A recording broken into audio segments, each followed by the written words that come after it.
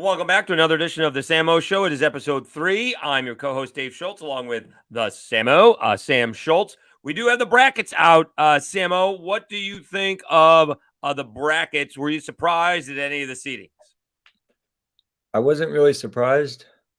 I thought UCLA was going to be number 1 in the last episode, but Purdue clinched that. I thought it was going to be, didn't I think it was going to be Kansas, Houston, UCLA, Alabama? Right. But Well, Purdue, Purdue wins the Big Ten championship, so yeah, tough to not to put them on the number 1 seed. Kansas lost the Big 12 championship, but a team like Kansas, when they get to the championship game, they're not going to lose a seeding because of that. yeah, Houston lost in the championship game, but they've only lost 3 all season, including the championship game yeah. to Memphis. But Marcus Sasser was banged up, and Calvin Sampson's sister passed away. So a lot of things are going on and off the court. And Alabama, of course, wins the SEC regular season and SEC tournament championship. Let's talk a little bit about Houston first and Kansas because, again, Bill Self didn't participate in the Big 12 championship at all. He had heart issues, I guess, got a couple of stents put in. And Calvin Sampson's sister passed away on Friday. I don't know if that was expected or unexpected. It seemed like from the reports they seemed to know it was coming. And then Marcus Sasser, perhaps Houston's best player, is out with a groin injury. He played a little bit against Memphis, but not a whole lot. He may have a little bit of time to get going. They play Northern Kentucky in Birmingham, but then the winner of Iowa-Auburn, I presume they would need him for that. Yeah. But what do you think about, coaches going through personal things when they're trying to coach their teams?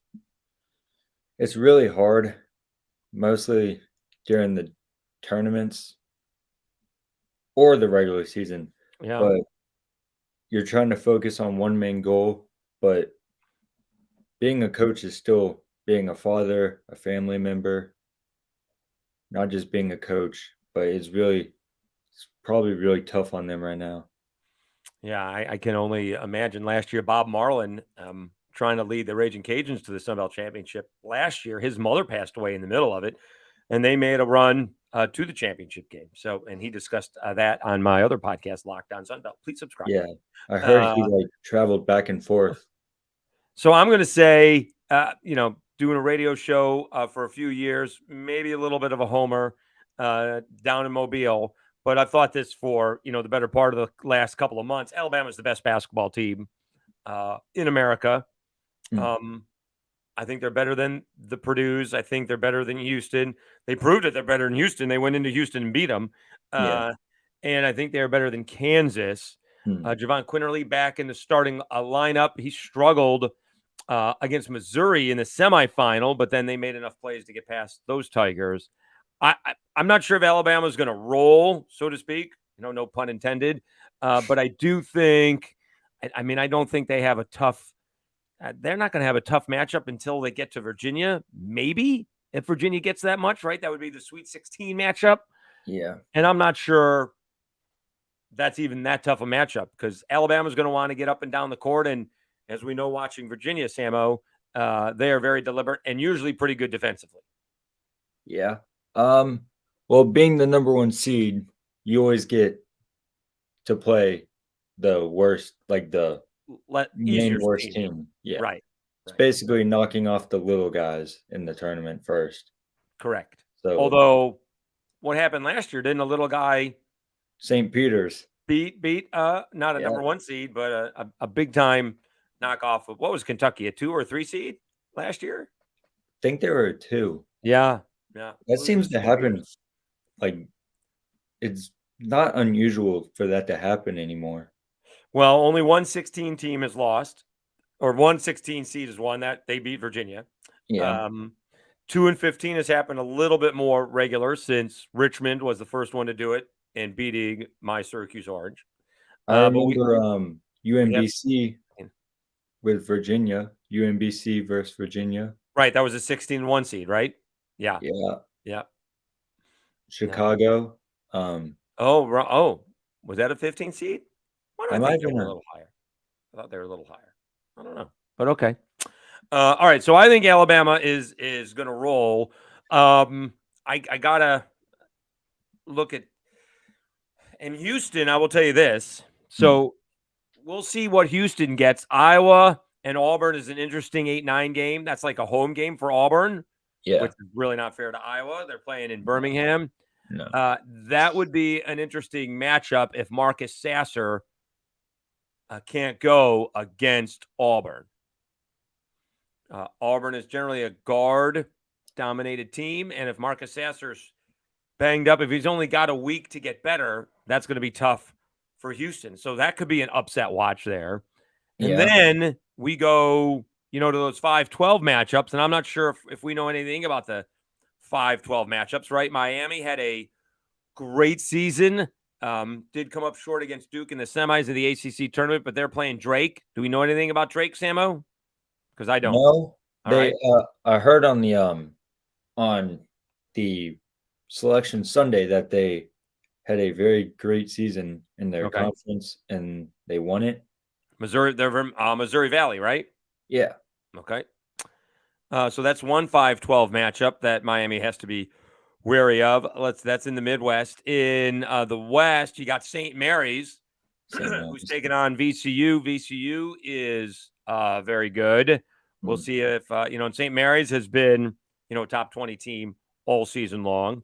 Over in the East, 5-12 is Duke and Oral Roberts, and Oral Roberts has won 18 straight. But here's the thing, Sammo, isn't Duke playing the best they've been all season? Like, I'm not sure Duke was like a tournament team a month ago, and they've played really well for like the last 6 weeks. Yeah. I think well, it's a brand new coach. John Shire, yes. No John, pressure there taking over for Mike Krzyzewski. yeah, very big pressure. Yeah. Um, I think it was a I think were there any seniors in that on that are there any seniors on that team? On Duke, that's a good I think question, it's a pretty young team. right? I think Mark There's not many seniors around anyways. I would presume there's not too many seniors on Duke, but you're probably right. I That heard it's a young team. right. Let's see what we got here. Roster. So I don't know who these guys. Let's see here. Kel Catchings is a senior. I don't know if these guys are playing or not. Jacob Grandison is a senior. Max Johns is a senior. Ryan Young is a senior. I think he plays a little bit. Let's see what the statistics are.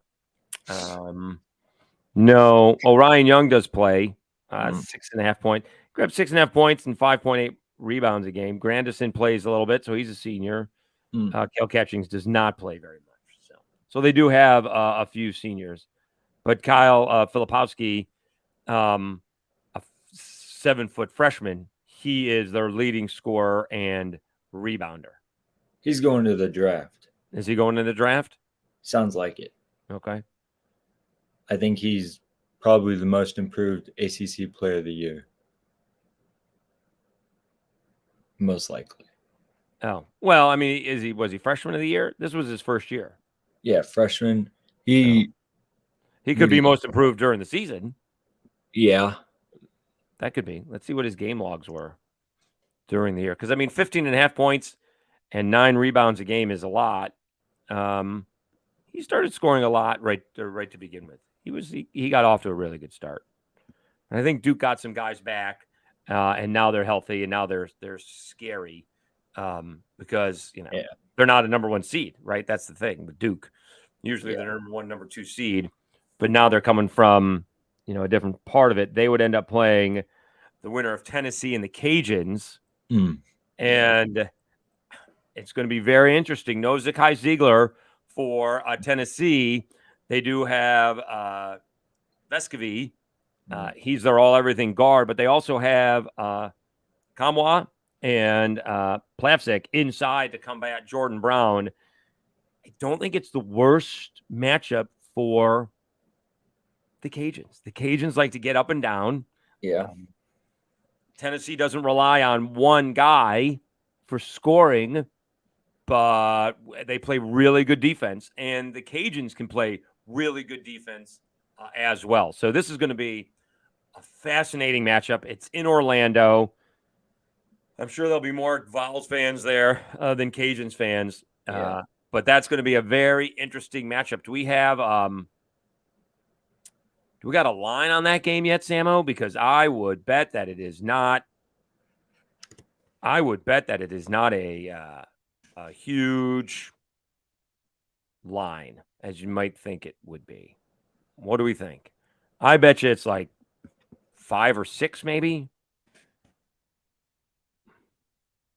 What do we think it could be? Let's see here. Cajuns, Tennessee.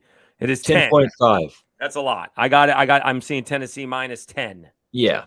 And that's late on. Let me see a date. Is it late on Friday? 9:40 Eastern time? Yeah. On Thursday. No, late on Thursday. Oh, Thursday, yeah. Late on Thursday. So that's 10 points. That seems like a lot. Yeah. We have to go back to find out the last time that the Cajuns actually won a NCAA basketball tournament game. They lost to Doug McDermott and Creighton in 2014 with Alfred Payton and Sean Long. Sean Long got into foul trouble. So if Jordan Brown gets into foul trouble early on, it's going to be a problem. But Jordan Brown is going to be tough, really tough. He's really good. So we'll see what Tennessee has plans for him. Themis Folks has to have another big ball game, and Jalen Delacourt as well. All right, this is the Sammoooo Show. Dave Schultz along with Sam Schultz. Let's see what is the other 5 seed in the South, which is, by the way, the Southern Regionals. The Sweet 16 and the Elite 8 are in the Louisville. Is the Sammoooo going to go see the NCAA tournament come into a town near him? It depends. Depends on once. what?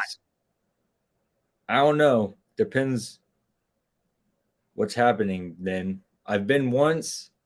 I watched Maryland versus, I think it was Villanova. Right? It was a pretty good game. I think I was like 13 at the time, but I mean, you could have your top 4 seeds, if the top 4 seeds make it, Alabama, Virginia, Baylor, and Arizona. I would go. Thank you. I hope you go. Do we need to talk somebody into letting you go? Yes. Okay. We'll work on that. That is. We'll work on that process. You would think that would be coming. All right. Maybe you can't go to both games on the weeknight game, but maybe we can get you to go to the first game anyway. All right. So that 5-12 matchup in the South is San Diego versus Charleston. Again, I'm going to tell you, I don't know much about Charleston at all. San Diego always seems to be there. We're going to be aware of those matchups. So who do you think? Do we have a bracket buster? Do we think Oral Roberts or the Cajuns can pull an upset? Do we see anybody else? You know, I mean, are we going to consider Boise State beating Northwestern a big upset? That's a 7-10 matchup, right? Yeah. No. That's not going to really be a major upset, right? I wouldn't call it that. No, me neither. There's not many that you can choose from. I mean, there always will be. We're going to have some major upsets. Can Providence gets in as an 11 seed? Kentucky was playing better until they just laid an absolute egg in the quarterfinals of the SEC tournament. Can Providence upend Kentucky? They both have the same exact record, 21-11. There's a big possibility. What's the line on that one? I bet you that line is also 5 or 6. I don't know if that's let's see, is that Oral Roberts and Duke by 6.5? That's crazy. that's crazy. What do we think the line is on Kentucky and Providence? Is Kentucky by 4? Ooh, close game. They think that's going to be a close game. So I bet you that gets closer as the week goes on. All right. So who else? Give me. What's that? Go ahead. I bet it gets to like 2.5 by tomorrow. All right. What about this bracket buster? UConn's been very good this year, right? Danny Hurley coaching the Huskies. They're taking on the 13 seed Iona. Who coaches Iona, Sammo? Rick Pitino. How would you like to be a 4 seed going up against Rick Pitino and Iona? Ouch. I wouldn't like it. No, I don't think so. Oh, man. All right, so we'll be on the lookout for that one. That's a good potential upset.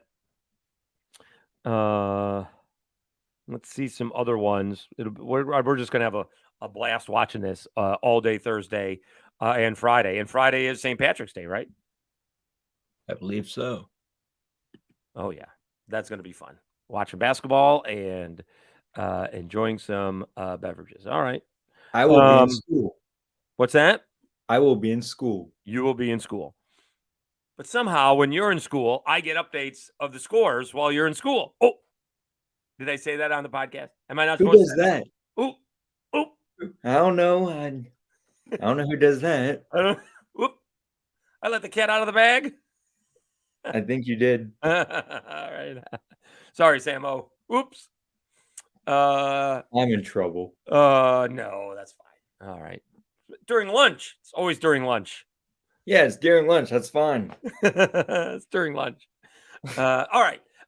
Good episode, Sammo. We'll come back. We'll put our brackets. We didn't have a chance to put the brackets together, our picks before the show. So we will put them in the comments or tweet them out or something along those lines. So have them done before Thursday, before you go to school on Thursday. Take a picture of it, send it to me, Sammo, and I will get it out there. All right. Sounds All good. right. All right. For the Sammo, Sam Schultz, I am Dave Schultz. Thanks very much for tuning in to episode number 3 of the Sammo Show. Please download and like and subscribe to the podcast. Really appreciate that. We will talk to you next time. Have a great week, everybody. All right, good.